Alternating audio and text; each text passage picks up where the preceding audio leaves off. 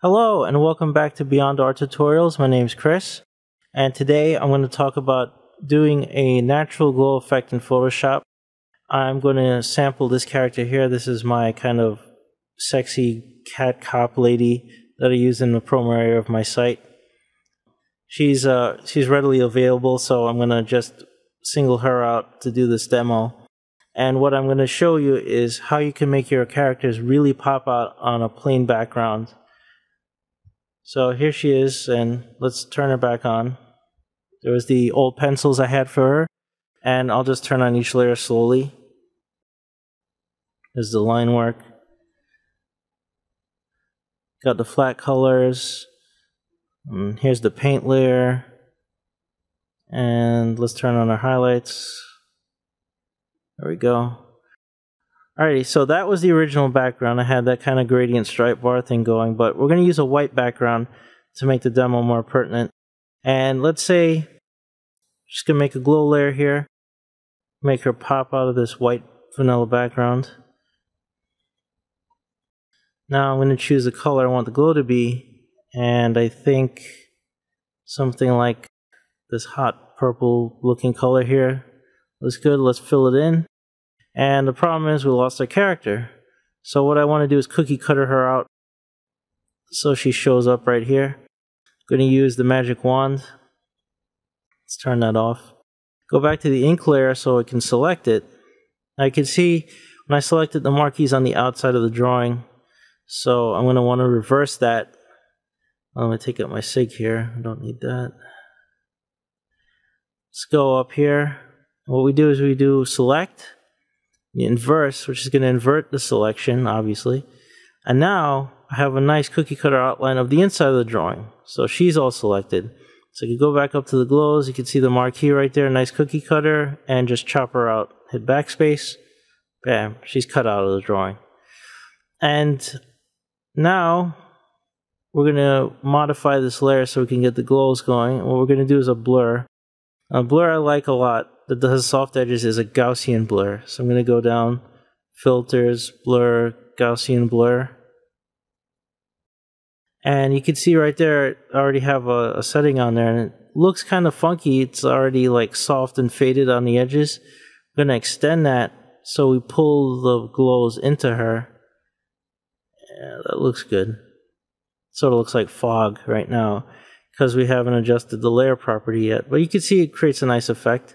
What we're going to do is you're going to use a linear dodge, which lightens everything. And there you go. Look at that.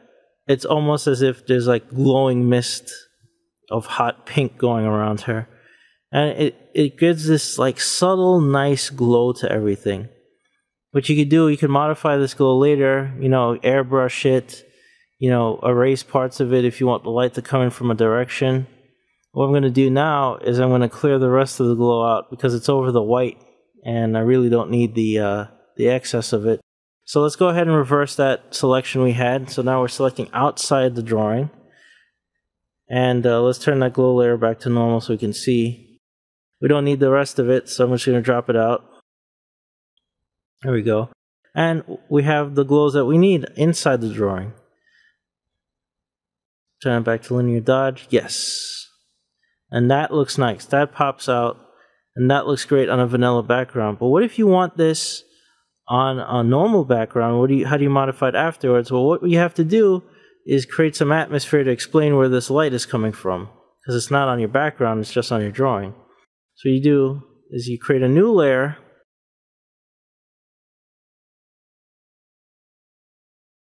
We're going to use a gradient of the same color we used for the glow. We're going to make it go to transparent. I'm going to set that to linear dodge, and I'm going to turn the opacity down so that we can build up the light slowly. And let's try to pull in some light here. That's looking too heavy and no good. Alright, I'm going to set the gradient back to normal. I'm going to set the layer property to screen, and screen allows us to get a nice light effect. Let's try that. Yeah, there we go. That's building up nicely. And that creates some atmosphere to explain where this light is coming from. There you go. And the nice part about doing a glow like this, instead of using an inner glow and an outer glow on your character, is that you can control this however you want. You can adjust this cookie cutter however you wish, and it makes it makes this so much easier to handle. You can do adjustments like this. Let's say hot pink isn't working for me, so let me mess with the hue and saturation of it, pull it around, and see what works.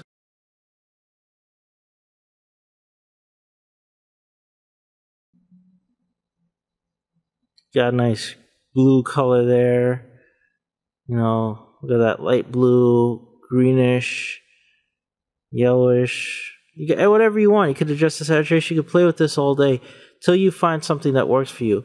And it's worked so well because you can't do this when you set an inner glow and an outer glow on a property. You have to adjust just those layer properties to get what you want. And you can airbrush this and paint this however you want. And it's totally controlled by you, and I think it works great. So there's the tip for today. I encourage you, if you want, to check out the site, read more. I post articles about drawing, helping you out. I also have my ebook on my 9-page little e-guide, rather, my 6 steps to successful drawing, which I think can not only instantly help you, but if you follow it every time, it'll make every drawing you do a little bit better. And, I encourage you also that I have a weekly newsletter that I put out. And my newsletter, I have a series going called Instant Drawing Success.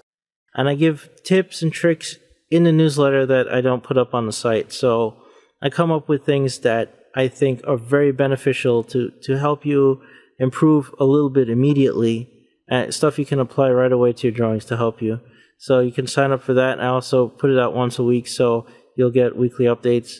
If you don't want that, there's my feed burner, and you can sign up for that. So every time I post an article, you get a notification from Google that I've updated.